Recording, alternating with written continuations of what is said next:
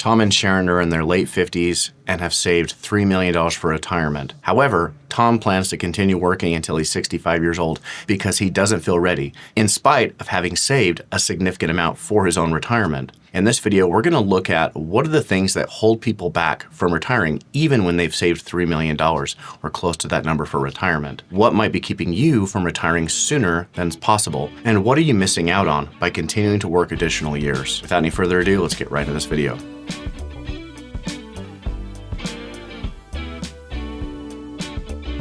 On the screen in front of us, we're looking at a plan overview for Tom and Sharon. If they wait to retire until age 65, you can see that in today's dollars, they would have about $4.4 million, and that would allow them to meet their retirement spending goal of $12,000 a month. If we adjust this, we can see what this number would be after we factor in inflation. And you can see that to have $12,000 in today's income, they would actually need $13,600. Side note, always plan for inflation as part of your retirement plan. So as you look at this account balance that they've saved up over $5 million with only needing about $13,000 a month of income, it seems a bit excessive. In fact, if we look at the cash flows, you can see that over time, they are going to be forced to take out far more income than they actually need. Let's look at an annual view. So here we are today in 2026. Both Tom and Sharon are working, contributing to their 401k plans. Total, it's about $30,000 between them that they're saving into 401k plans. And you can see here the salary indicated in yellow and purple all the way up until 2032. Now that's when Tom will be age 65. So in that year, they transition into retirement and begin pulling out of their portfolio. Now, like I said, $12,000 a month is a comfortable amount of monthly income, but relative to how much they've saved for retirement, it's very modest. They could realistically have a lot more income than that. And because of this, you can see that as we go through time, indicated here in black, the amount of withdrawals they have to take are quite low in the beginning, but interestingly enough, as we get further out into the retirement plan, they escalate up and to the right. Now, why is this? If they only need $12,000 a month, why are these withdrawals getting so large? Well, we have to account for inflation, like I mentioned earlier, but this increase is so excessive relative to what they need, and that is because of required minimum distributions. So even though they don't need to take out money to meet their income or their spending requirements, to meet their lifestyle, they have to take out more income because of these required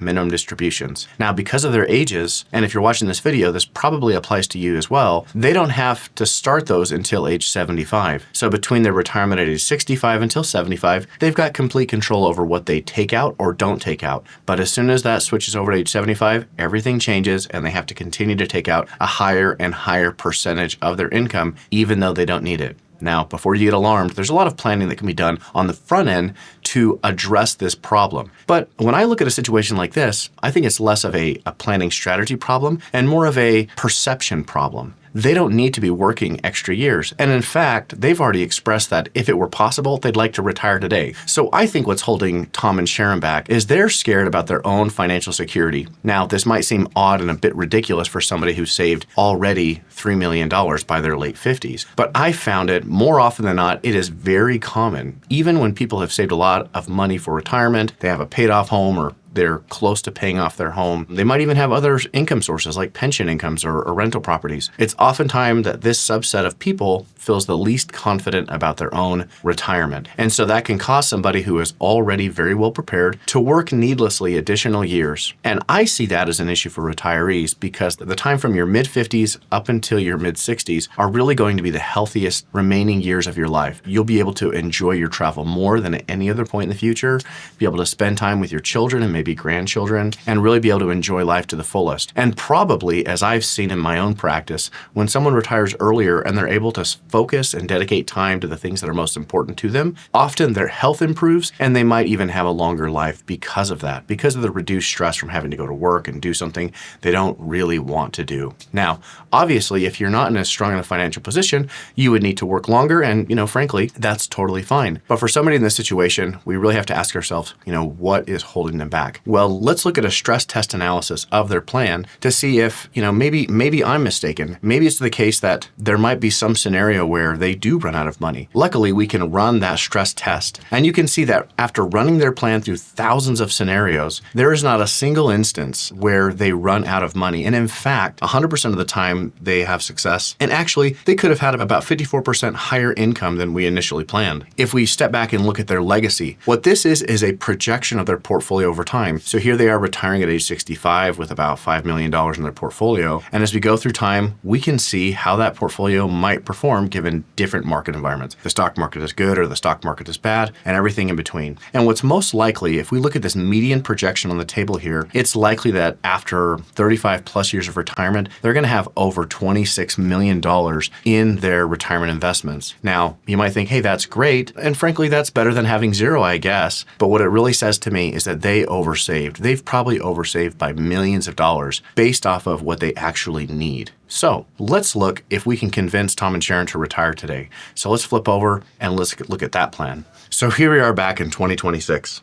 You can see they've saved $3 million for their retirement, and they need about $12,000 a month to have a comfortable lifestyle that they're used to. Okay, so what does their cash flow look like from year to year? Well, if they retire now, you can see this chart looks a little bit different. I'm gonna switch over to annual view. Instead of having multiple years of salary and income from both Tom and Sharon, that's ending this year. So they would have made a little bit of 401k contributions this year, and they begin taking 401k distributions. Well, you can see that here we go along. We have several years. In fact, it's about 10 years where they are completely dependent on pulling money out of their portfolio. And it turns out that for Tom, this was his biggest concern is what if we go through a difficult stock market or bond market or whatever the case might be, a difficult economy, and as I take money out of my portfolio for the first 10 years, something catastrophic happens, I run out of money, and then I'm forced to go back to work later on in life. That's what he wants to avoid more than anything. Well, as we just look at this projection, you can see that they're in great shape. They're able to take distributions for the rest of their life. And in fact, even with retiring now and having a smaller portfolio, it looks like required minimum distributions are still going to be an issue for this couple. So what this tells me as a financial planner is that even if we get them to retire sooner, and they spend down some of this money earlier in retirement, we still should probably do some extra planning, maybe consider some Roth conversions or other strategies to reduce this large tax situation that's going to happen in the future. Well, let's see if we can address Tom's concerns running the same risk analysis if he were to retire today. And you can see here that even retiring today with $2 million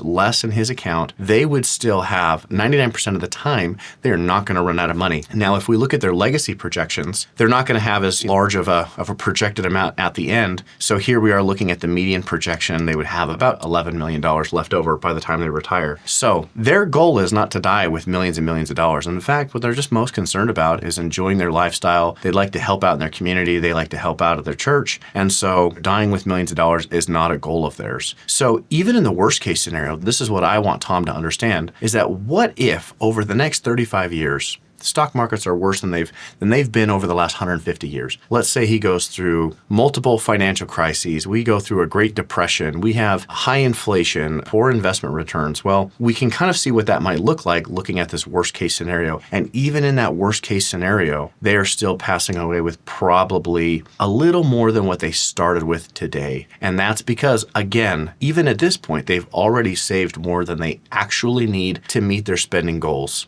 So other planning strategies that I would be addressing with this client, aside from just looking at the tax planning to address RMDs, is I would help them proactively look at other things that they might want to do. Maybe they want to help more in their community and give to causes. Maybe there's some travel items that they've been putting off. Maybe there's a family member that they'd like to help or spend more time with. And so I would look to help them use their resources to meet some of their other goals that are going to improve the quality of their life. Ultimately, you've worked your entire life to enjoy your retirement. And that's often unrealistic fears that hold you back from actually accomplishing that. You can see that even someone who has saved $3 million for retirement can feel insecure financially to retire, even though clearly they are in a great position to do so. It can be helpful to look at projections, to look at worst case scenarios, look at best case scenarios. It can be helpful to also look at different planning strategies and help them understand the consequences of working too long and saving too much money. But ultimately, someone I think needs to take a look inside and see what's really causing them the anxiety and fear. Maybe talking about it with their spouse or other family members. And maybe there's things that they're worried about that are maybe less of an issue than they actually are. So hopefully this video has been helpful. If you would like some help looking at your own retirement plan, helping you assess if maybe you're ready to retire sooner than you thought you were, you can click the link in the description. I'd be happy to sit down for a free one-on-one consultation